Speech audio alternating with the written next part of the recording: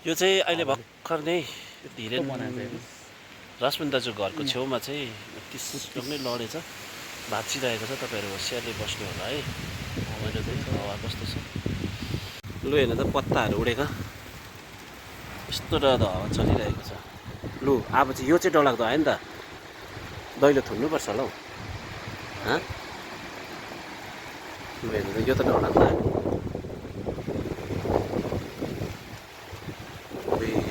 लु हेर्नु त, ए दल थुनौँ ल।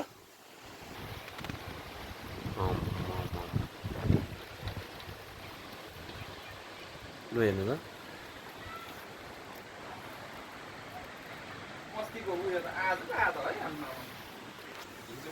हिजोको सुनामी त आज आउँदैछ नि।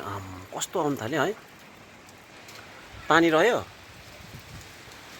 चल्दिउँ ल। पानी रह्यो नि नबसौँ, किन भन्नु त, टुरुङ टुङ टुङ टुङ डिस ओह्रालो आउँदैछ है फेरि।